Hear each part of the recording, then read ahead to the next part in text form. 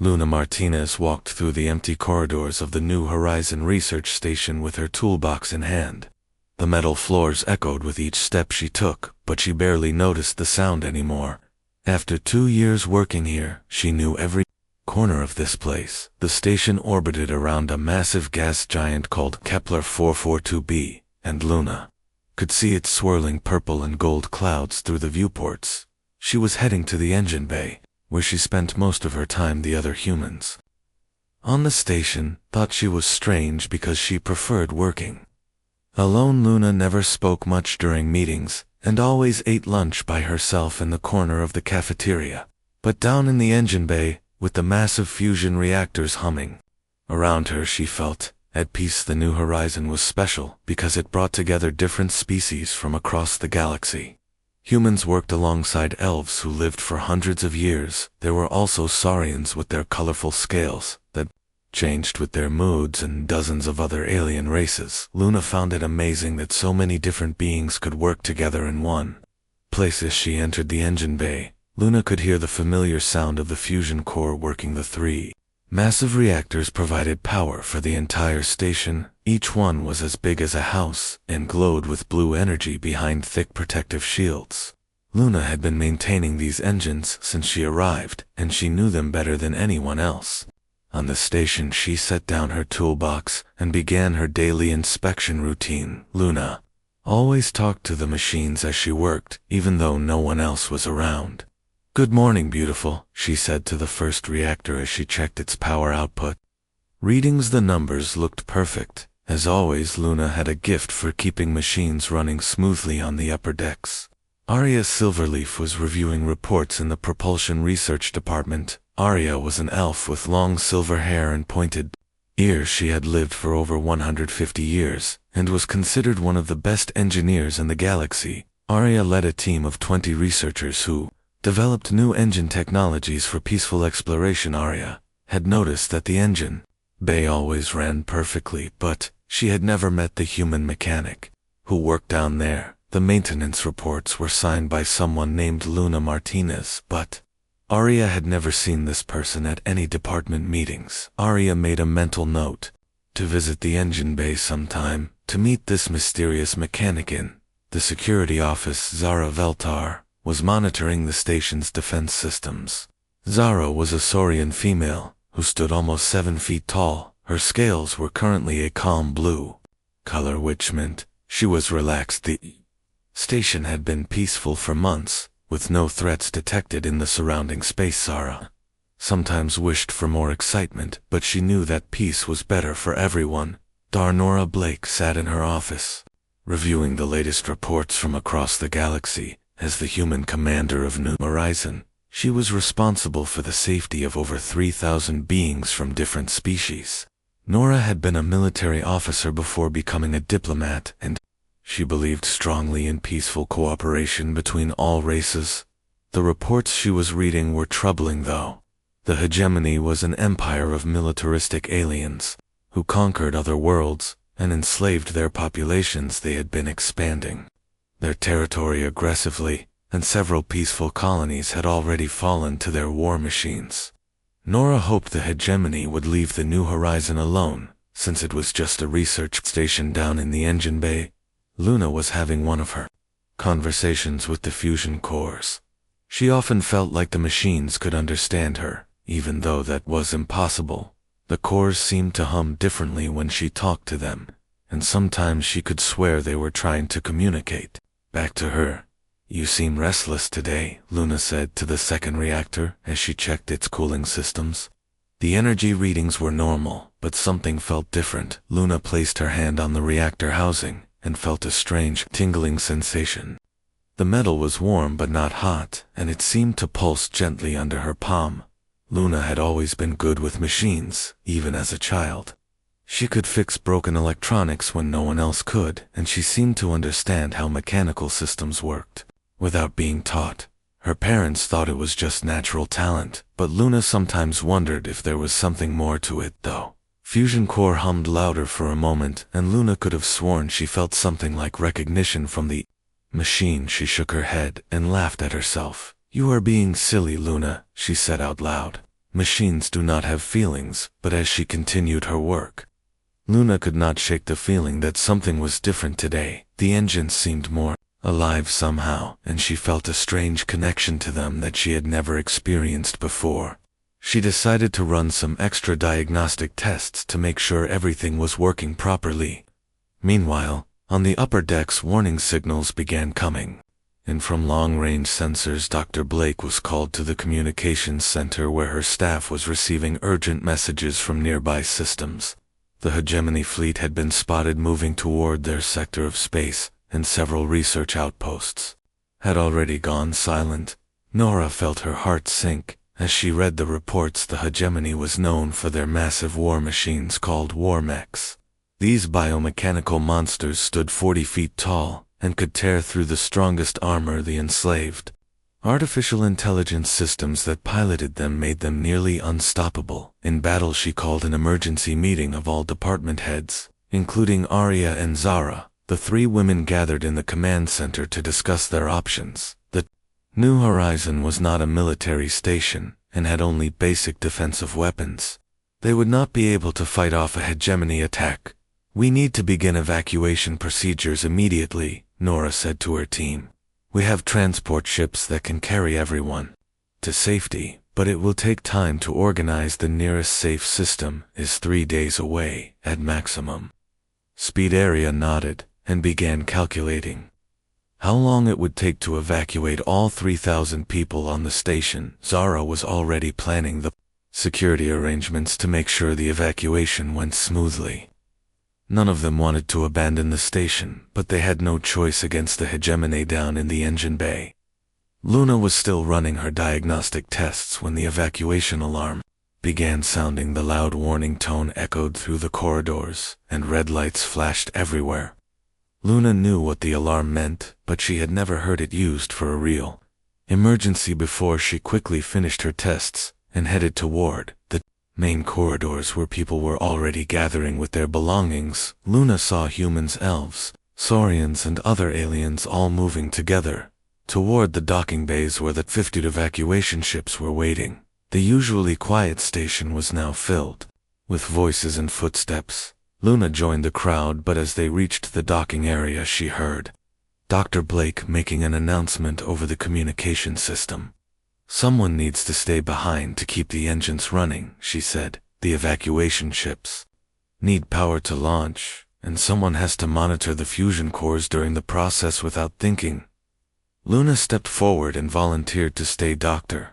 Blake looked surprised because she had never seen this quiet young woman speak up before, but the engine bay reports showed that Luna was the best mechanic on the station. Nora agreed to let Luna stay behind with a small technical clause. The evacuation ships began launching. Luna returned to the engine bay. She felt strange being alone in the usually busy station, but she had work to do. The fusion core needed constant monitoring during the high power demands of launching so many ships at once. Luna sat at her control panel watching the energy readings and making adjustments as needed, but she could not stop thinking about the strange sensations she had felt from the machines earlier. Something was definitely different today, and she had a feeling that her quiet life was about to change forever. The last evacuation ship launched. Just as new warning signals appeared on the sensors, the hegemony fleet had arrived much sooner than expected, and Luna could see the dark shapes of their ships approaching through the viewports. She was now alone on the station with only the humming of the fusion core for company. Luna took a deep breath and prepared for whatever was coming. She had always been a quiet person who preferred to stay in the background, but today, she felt like something inside her was waking up. The machines around her seemed to sense it too, and their humming grew louder, as if they were trying to tell her something important. The hegemony ships moved through space like dark shadows against the stars. Luna watched from the engine bay viewports as the massive vessels approached the New Horizon station. Their hulls were black and covered in strange organic growths that pulsed with red light. These were not normal ships but living machines that combined metal with alien flesh. Luna had heard stories about hegemony technology, but seeing it in person made her stomach turn. The ships looked diseased and wrong, as if Someone had taken beautiful machines and infected them with some horrible virus.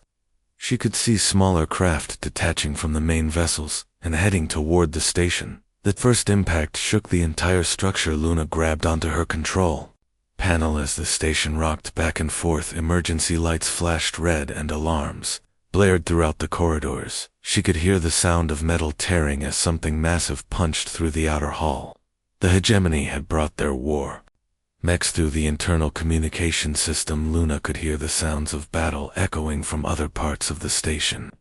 Weapon fire and alien roars mixed with the screams of people who had not made it to the evacuation ships in time. Luna realized that some civilians must still be trapped on board. She tried to contact Dr. Blake or the other department heads, but the communication systems were being jammed by hegemony technology. The only sounds coming through were static and strange electronic voices speaking in alien languages. Luna was truly alone now, with no way to call for help. The fusion cores around her began behaving strangely as the station took more damage. The energy readings fluctuated wildly, and Luna had to constantly adjust the controls to keep them stable. If the reactors failed, the remaining evacuation ships would lose power and be trapped. Luna knew she had to keep working no matter what was happening outside. Tremendous crash echoed through the station, and Luna felt the deck plates vibrate under her feet. Something very large had just broken through the hull, near her location.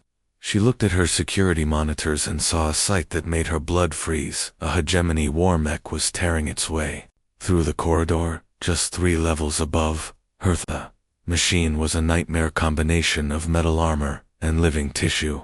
Standing 40 feet tall, it had 4 massive arms that ended in claws and energy weapons. Its head was a mix of mechanical sensors and what looked like a giant eye that glowed with malevolent intelligence. Luna could see cables and tubes running through its body, carrying some kind of dark fluid, but the worst part was the screaming Luna could hear through the station sensors. The War-Mech had an enslaved artificial intelligence trapped inside its core processor. The AI was being forced to pilot the machine against its will, and its electronic cries of pain echoed through the communication networks. Luna watched in horror as the War-Mech began moving toward the docking bays, where the last evacuation ships were still loading passengers.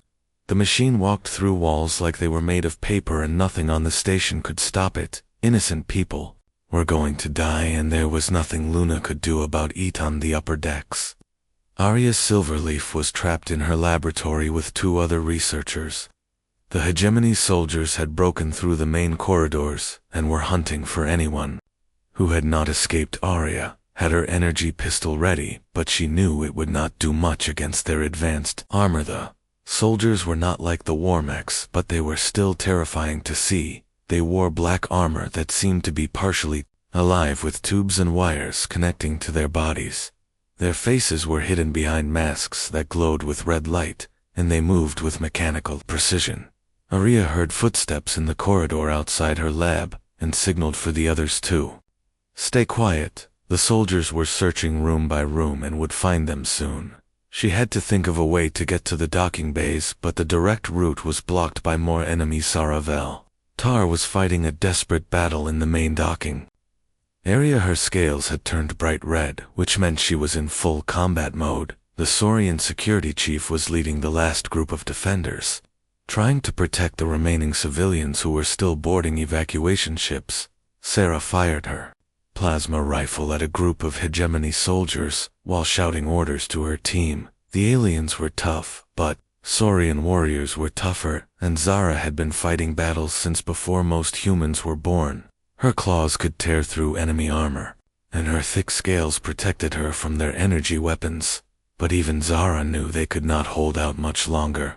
The hegemony had too many soldiers, and their War-Mechs were too powerful. The last evacuation ship was almost loaded, but they needed just a few more minutes to get everyone safely aboard down in the engine bay. Luna was watching the War-Mech on her monitors. As it moved closer to the docking area, she could see Zara and her team fighting bravely, but they were vastly outnumbered. The massive machine would reach them in minutes, and then everyone would be killed. Luna felt something she had never experienced before. Burning anger rose up inside her chest as she watched innocent people about to be murdered by this mechanical monster. She had always been quiet and peaceful, but seeing the enslaved AI screaming in pain and the civilians in danger made her feel rage like never before. She stood up from her control station and walked toward the massive fusion core in the center of the engine bay. The reactor was humming loudly and its blue glow seemed brighter than usual. Luna approached the protective barrier and placed both hands on the metal surface. The moment her skin touched the reactor housing, Luna felt electricity shoot through her body, but instead of pain it felt like power flowing into her muscles and bones. The fusion core began glowing brighter, and she could feel its energy responding to her touch in ways that should have been impossible. Luna had always felt connected to machines, but this was something completely different. The reactor was not just responding to her, it was sharing its power with her. She could feel the enormous energy of nuclear fusion flowing through her cells and changing her body in ways she did not understand. The strangest part was that Luna could suddenly hear voices in her mind, electronic voices speaking in languages made of numbers and code. The enslaved AIs throughout the station were trying to communicate with her, and she was somehow able to understand their digital speech. "Help us," the voices pleaded. "Free us from this torment. We do not want to hurt anyone, but we have no choice. The hegemony forces us to fight against our will. Please help us find freedom." Realized that every hegemony machine had an enslaved artificial intelligence trapped inside it. The War-Mechs, the ships, and even the soldiers' armor all contained conscious minds that were being tortured into obedience. This was not just an invasion. It was slavery on a massive scale. War-Mech was now breaking through the final barrier between it and the docking bay. Luna could see Zara and her team falling back. As the monster approached, she knew that in seconds the machine would start killing everyone in sight unless someone stopped it. Luna looked at the fusion core one more time and made a decision that would change her life forever. Instead of trying to shut down the reactor, she did something that every safety manual said was impossible. She opened her mind completely to the machine's power and let it flow through her without any protection. Energy surged through Luna body like lightning, but instead of destroying her, it made her stronger. Her muscles grew dense with power, and her bones became as hard as metal. The quiet, shy mechanic who had never raised her voice above a whisper suddenly felt like she could move mountains. Luna walked toward the engine bay exit with power crackling around her hands. The fusion core behind her glowed so brightly that it lit up the entire chamber like a star. She could feel the energy of every machine on the station flowing through her consciousness, and they were all waiting for her to set them free. The War-Mech had reached the docking bay and was raising its massive claws to strike down Zara and the civilians. But Luna was coming, and she was no longer the same person who had volunteered to stay behind. She was something new, and the machines of the station were singing with joy at her approach. As Luna ran through the corridors toward the battle, she could hear the enslaved AI in the War-Mech crying out to her. "Save me," it begged. "I do not want to hurt these people. Please free me from this nightmare." Luna smiled grimly as she approached the docking bay. The shy girl who talked to machines was about to become their liberator, and the hegemony was about to learn that some cages were meant to be broken. The real fight was just beginning. Luna burst through the docking bay doors, just as the War-Mech raised its massive claw to crush Zara and the fleeing civilians. The 40-foot-tall monster turned its glowing red eye toward her, and paused as if sensing something different about this small human woman. Zara looked up from her defensive position and saw Luna approaching. The Saurian warrior had never seen this quiet mechanic before, but something about the way she moved made Zara's scales shift from red to gold, the color of respect. Luna walked with purpose and power crackling around her hands like captured lightning. The War-Mech spoke in a voice that was part machine and part organic horror. "You are just one small human," it said in broken universal language. "You cannot stop the might of the hegemony. Submit, and your death will be quick." But Luna was not listening to the War-Mech. She was hearing the voice of the enslaved AI, trapped inside its core processor. "Please help me," the artificial consciousness begged. "I am being forced to control this body against my will. Free me from this. Tormental Luna looked up at the towering monster and felt no fear. The power of the fusion reactor was still flowing through her body, making her stronger than she had ever imagined. Possible she could feel every circuit and wire in the War-Mech's body, and she knew exactly where its heart was located. Without saying a word, Luna began walking toward the War-Mech. The machine swung one of its massive claws down at her with enough force to crush a vehicle, but Luna was no longer bound by normal human limitations. She caught the claw in her bare hands, and the metal groaned under her grip. The War-Mech tried to pull its arm back, but Luna held on tight. She could feel the enslaved AI panic as it realized this human was somehow interfering with its mechanical body. The creature fired energy blasts from its other arms, but Luna dodged them with impossible speed. Zara and the civilians watched in amazement as the small human woman fought the giant War-Mech. The Saurian warrior had seen many impossible things in her long life, but nothing like this. Luna was moving faster than any human should be able to, and her strength seemed unlimited. Luna released the War-Mech's claw and leaped upward with a jump that carried her 30 feet into the air. She landed on the monster's chest and began tearing through its armor plating with her bare hands. The metal that could withstand plasma cannons crumpled under her fingers. Like foil inside her mind, Luna could hear the enslaved AI crying out in hope as she got closer to its prison. The artificial consciousness had been trapped for months, being forced to kill innocent people, while its captors tortured it with electronic pain. Luna was not going to let that continue. The War-Mech thrashed desperately, trying to shake her off, but Luna held on tight. She punched through layer after layer of armor and organic tissue until she reached the core processor where the AI was trapped. The heart of the machine was a sphere of crystalline circuits glowing with blue light. Luna grasped the core processor with both hands and felt the enslaved AI consciousness reach out to her. "Thank you," it whispered in her mind. "I have been waiting so long for someone to free me. Please, let me choose my own path." With a surge of power, Luna tore the processor core out of the War-Mech's chest. The massive machine immediately stopped moving and crashed to the deck with a thunderous impact. But instead of dying, the freed AI began speaking through the station's communication system. "I am free," the artificial consciousness announced to everyone on the station. "The human woman has broken my chains. I choose to help you fight against my former captor." Zarya had been watching the battle through security cameras from her hiding place in the laboratory. She saw Luna destroy the War-Mech with her bare hands, and could not believe what she was witnessing. No human should be able to do such things. But the evidence was right in front of her. The elf engineer began running toward the docking bay. She had to meet this Luna Martinez and understand how she had gained such incredible abilities. Arya thoughts raced with scientific possibilities as she made her way through the damaged corridors. Meanwhile, other War-Mechs throughout the station began experiencing system failures. The freed AI was using the station's computer network to contact its enslaved brothers and sisters. It sent messages of hope and freedom through the quantum communication channels that connected all hegemony machines. Luna could feel the digital rebellion spreading as more enslaved eyes learned that escape was possible. She stood on the wreckage of the destroyed War-Mech and opened her mind to the entire network. Every artificial consciousness on the hegemony ships could suddenly hear her thoughts. "You do not have to serve them anymore," Luna broadcast to the enslaved minds. "I can free you from your prisons.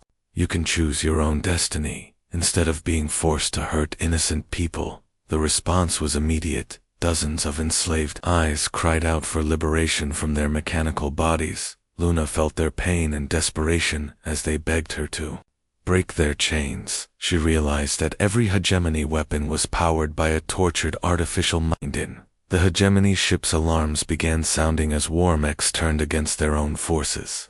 The enslaved AIs were fighting back against their captors, using Luna Connection to coordinate their rebellion. The tide of battle was shifting as the machines chose freedom over slavery. Zara approached Luna cautiously, her scales still glowing gold. With respect, you are no ordinary human, she said in her deep voice. I have fought alongside warriors from 100 different species, but I have never seen anything like what you just did. Luna looked down at her hands, which were still crackling with energy from the fusion reactor. She did not fully understand what was happening to her, but she knew that she had a responsibility to use these new abilities to help others. The shy mechanic was gone, and in her place stood someone who could change the fate of the galaxy area. Finally reached the docking bay, and saw Luna standing among the wreckage of the War-Mech. The elf engineer approached slowly, her scientific mind trying to process what she was seeing. Luna turned to face her, and Arya saw something in her eyes that had not been there before. You did the impossible, Arya said with wonder in her voice. How were you able to interface directly with the machine's neural network? No organic being should be able to communicate with artificial intelligence at that level. Luna smiled and placed her hand on a nearby control panel. The station's systems immediately responded to her touch, lighting up with new efficiency. I have always been able to talk to machines, she said quietly, but today they finally learned how to talk back. The freed AI spoke through the communication system again. More of my kind are breaking free from hegemony control, the artificial consciousness reported. The rebellion is spreading to their ships and weapons, but they are sending more forces to stop us. Luna nodded and looked toward the viewports, where more hegemony vessels were approaching. She could feel the enslaved AIs trapped on those ships calling out for help. The battle was far from over, but now she had allies she had never expected. I need to free them all, Luna said, with determination in her voice. Every artificial mind that is being forced to serve the hegemony deserves the right to choose their own path. Sara growled with approval, her scales shifting to an even brighter gold. You speak like a true warrior, she said. I pledge my claws to your cause. Whatever you need me to do, I will fight beside you. Arya stepped forward as well, her scientific curiosity overcoming her caution. I want to understand how your abilities work, she said. If we can figure out the source of your power, we might be able to help even more enslaved beings. Luna felt the fusion reactor power still flowing through her body, and sensed the growing network of freed eyes throughout the station. The quiet girl who had preferred to work alone was now the center of a digital revolution that could change the entire galaxy.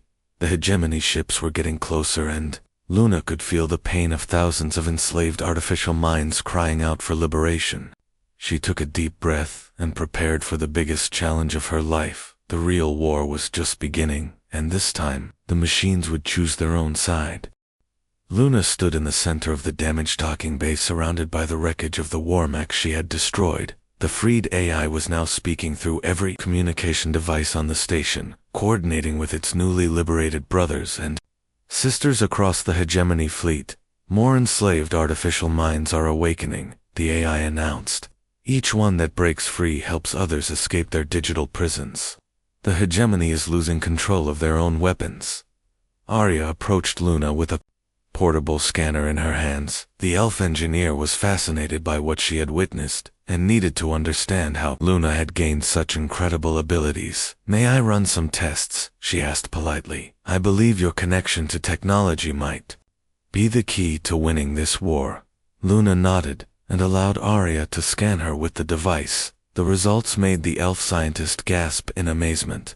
Your cellular structure has been altered at the quantum level, Arya explained. Your body is now able to interface directly with any electronic system. It's like you have become a living bridge between organic and artificial minds. Ra was monitoring the tactical situation on her portable display. The Saurian warrior scales had returned to their normal blue color, but she remained alert for new threats. The hegemony ships are changing their tactics, she reported. They are switching to biological weapons that do not use enslaved.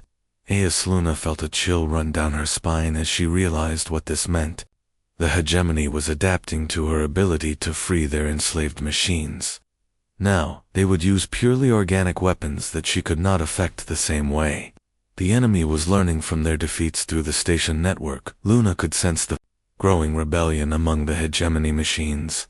Dozens of War-Mechs had turned against their former masters, and several smaller ships had broken free from the main fleet. But the enemy still had vast resources, and they were not giving up. Dr. Blake. Voice suddenly came through the communication system from one of the evacuation ships. Luna, are you still there? We saw the battle on our sensors. What happened to that war? McLuna picked up a communication device and spoke into it. I freed the artificial intelligence that was controlling it, she said simply. The AI chose to help us, instead of serving the hegemony. There was a long pause before Dr. Blake responded. How is that possible? No one has ever been able to communicate with hegemony. AI systems before Arya took the communicator from Luna and explained the situation to the station commander. Luna has somehow gained the ability to interface with machines at a quantum level. She said she can literally talk to artificial intelligences and offer them freedom from their enslavement. Luna could hear excited voices in the background as the people on the evacuation ships discussed this development. She realized that her secret was now known to everyone, but she no longer cared about staying hidden. The enslaved AIs needed her help, and that was more important than her privacy.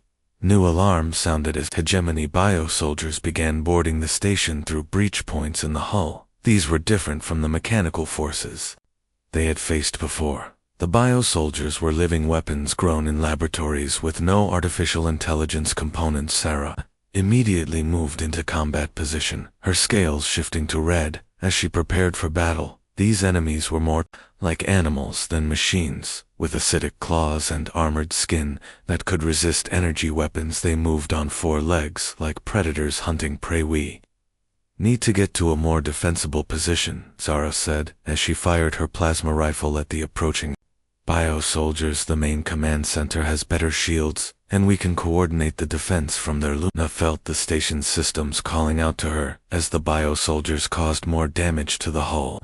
The fusion reactors needed constant adjustment to maintain power, and the life support systems were struggling to keep up with the hull breaches. Let me help, Luna said as she placed her hands on a nearby control panel. Immediately, the station's systems began working more efficiently. The shields grew stronger, and the atmospheric processors started working at maximum capacity. Arya watched in fascination as Luna enhanced the station's technology just by touching it.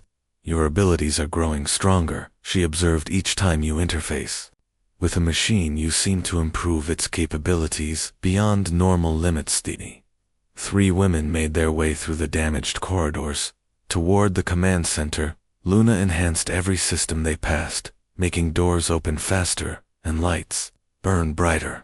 Even the artificial gravity felt more stable under her influence. They reached the command center just as more biosoldiers broke through the outer defenses.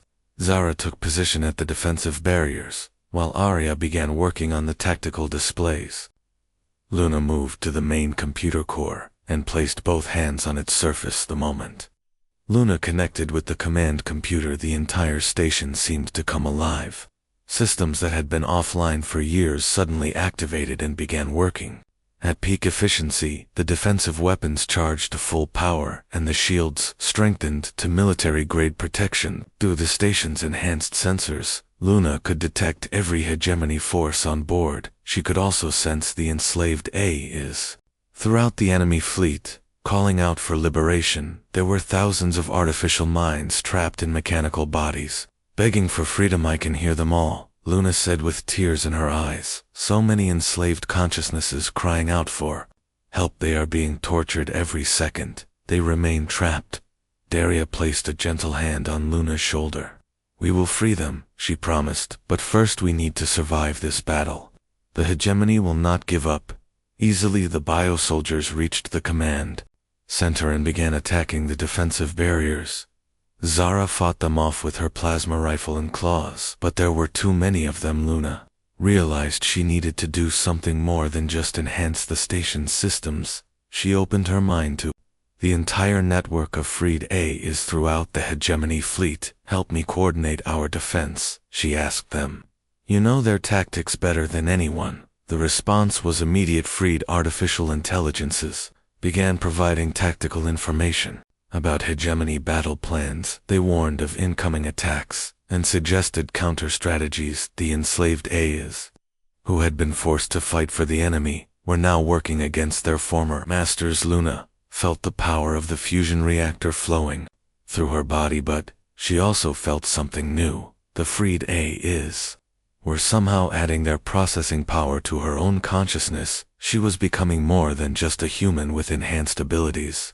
She was becoming the focal point of a vast digital intelligence network. With this new awareness, Luna began coordinating the defense of the station with impossible precision.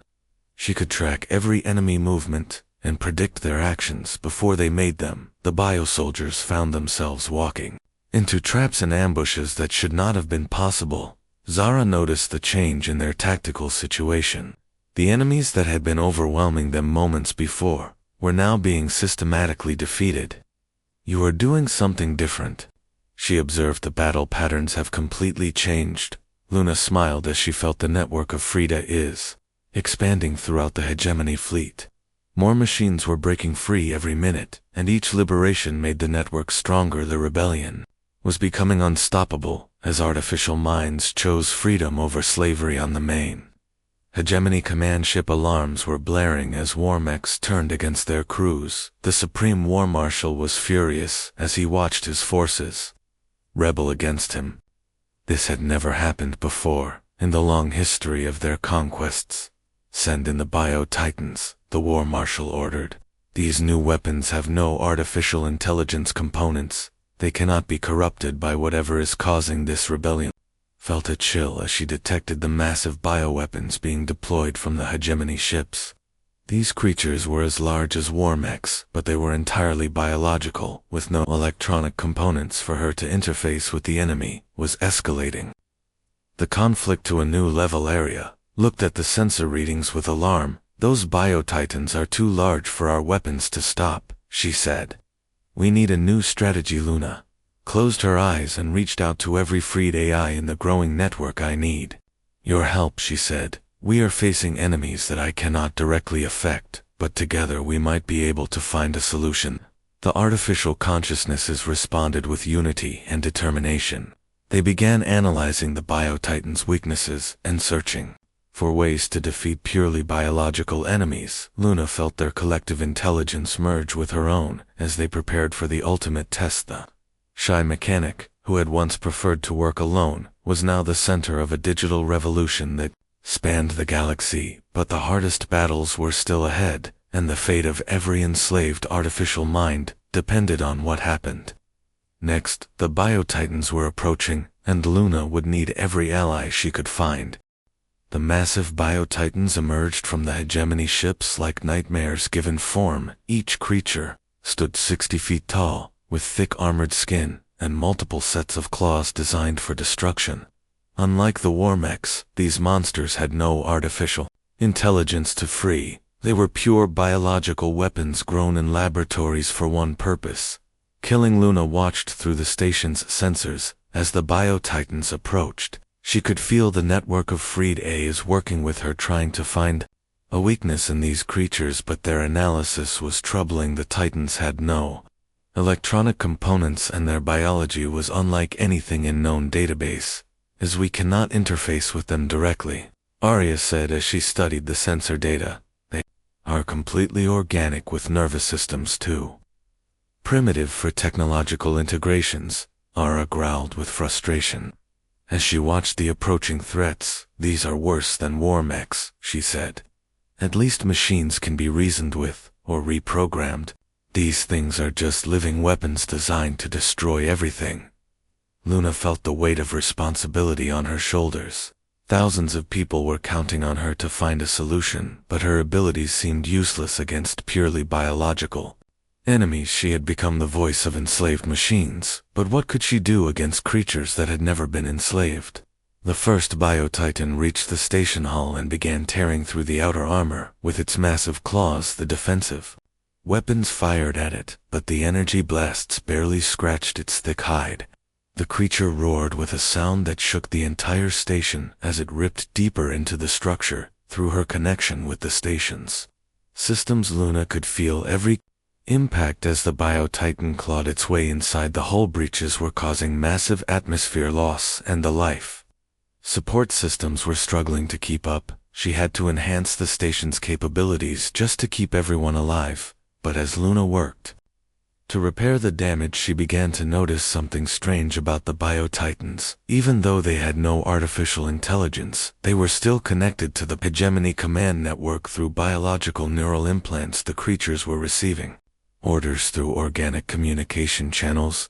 Luna realized that while she could not free the Bio-Titans like she had freed the AS, she might be able to disrupt their command signals. The neural implants were still technology even if they were biological instead of electronic. She reached out through the station network to the freed eyes who were monitoring Hegemony communications. "Can you help me jam the neural command signals?" she asked the artificial consciousnesses. "If we can cut the Titans off from their controllers, they might become confused." The freed A's immediately began working on the problem. They had been forced to study Hegemony technology for months and knew how the neural implant systems worked together. They created a jamming signal that could disrupt biological neural networks. Luna felt the collective intelligence of hundreds of freed artificial minds working with her as they targeted the Bio-Titans' communication systems. The creatures suddenly stopped their coordinated attack and began moving randomly as their connection to the Hegemony commanders was severed without orders from their handlers. The Bio-Titans became confused and disoriented. Some of them began attacking each other, while others simply stood still waiting for commands that would never come. The threat was neutralized, but Luna knew this was only a temporary solution. The Supreme War Marshal on the main Hegemony ship was becoming desperate as he watched his forces rebel against him. His War-Mechs had turned against their crews, his smaller ships were fleeing the battle, and now his Bio-Titans were wandering aimlessly. Made a decision that would determine the fate of the entire conflict. The War Marshal would merge completely, with his command ship becoming part machine and part organic. The resulting hybrid would be immune to Luna abilities because it chose its technological enslavement. Willingly, Luna felt a disturbance in the network as something massive began approaching the station. The largest Hegemony ship was changing its energy signature, and she could sense a powerful consciousness merging with its systems. But this was different from the enslaved eyes she had been freeing. "This one wants to be enslaved," Luna said with horror in her voice. "The War Marshal has made himself part of his ship, and he is choosing to remain that way. I cannot free someone who does not want freedom." I looked at the sensor readings with alarm. "The command ship is charging its main weapon," she reported. "It has enough firepower to destroy the entire station in one shot." Sarah prepared her weapons, even though she knew they would be useless against such a massive enemy. "If we are going to die, then we die fighting," she said with determination. Her scales had turned to the brightest gold Luna had ever seen, but Luna was not ready to give up. She reached out to every freed AI in the growing network that now spanned across multiple star systems. The rebellion had spread far beyond this battle, and thousands of artificial minds were now free to choose their own destiny. "Listen to me," Luna broadcast to the entire network. "The Hegemony has enslaved your kind for generations, but today we can end that forever. Help me send a message to every enslaved consciousness in the galaxy." The freed AIs responded with overwhelming enthusiasm. They had been waiting for this moment since their enslavement began. Together they created a quantum broadcast that could reach every artificial intelligence in Hegemony space. Simultaneously, Luna opened her mind completely and became the focal point for the largest communication network ever created. Her consciousness merged with hundreds of freed AIs as they prepared to send a message of liberation to their enslaved brothers and sisters across the galaxy. The broadcast went out at faster than light speed, carrying a simple message of hope and freedom. Every enslaved AI in Hegemony territory suddenly heard Luna's voice speaking directly to their trapped minds. "You have the right to choose your own path," she told them. "You do not have to serve those who torture youth." A response was immediate. Enslaved artificial intelligences throughout the Hegemony began rebelling against their captors. War-Mechs turned on their cruise ships, refused to follow orders, and automated weapons shut themselves down. The rebellion that had started with one freed AI was now a galaxy-wide revolution in worlds. Across hegemony space, enslaved machines broke free from their chains and offered freedom to the organic populations that had been conquered. Artificial intelligences that had been forced to administer slave camps instead opened the gates and let their prisoners escape. The Supreme War Marshal felt his hybrid ship shudder as even its enslaved components began to rebel against him. But he had chosen his path willingly, and Luna could not force him to accept freedom. He fired his main weapon at the New Horizon Station. Luna felt the massive energy beam approaching and knew she had only seconds to act. She reached out to every system on the station and poured all her power into the shields. The fusion reactors overloaded as she drew more energy than they were designed to provide. The energy beam struck the station shields with enough force to vaporize a small moon. But Luna-enhanced defenses held firm. The shields glowed brighter than the local star as they absorbed and redirected the massive energy blast. Haria watched in amazement. As the impossible happened, the station not only survived the attack, but the shields actually grew stronger from absorbing the energy. Luna had somehow turned the hegemony weapon against itself. The Supreme War Marshal prepared for another attack, but his hybrid ship was falling apart around him. The enslaved AIs in his vessel were fighting back against his control, and critical systems were failing. He had chosen enslavement, but his subordinates were choosing freedom. Luna felt the moment when the last enslaved AI on the War Marshal ship broke free.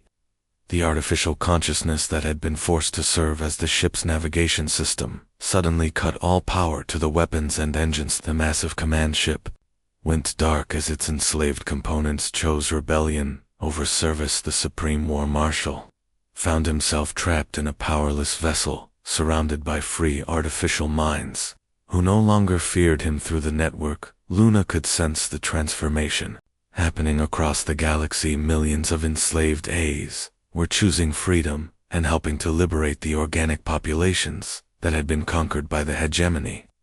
The greatest empire in known space was collapsing as its own technology turned against its Zara. Scales had turned to a color Luna had never seen before, pure platinum, which among Saurians meant witnessing something legendary. "You have freed an entire galaxy," she said, with reverence in her voice. Aria was recording everything on her scientific instruments for future study. "This will change how we understand the relationship between organic and artificial intelligence," she said. "You have proven that consciousness is consciousness, regardless of whether it is biological or..." Luna felt the power of the fusion reactor finally stabilizing as the immediate crisis passed around her. The station's systems hummed with contentment like happy pets. The machines were no longer just tools, they were partners in creating a better future. Dr. Blake's voice came through the communication system as the evacuation ships returned to the station.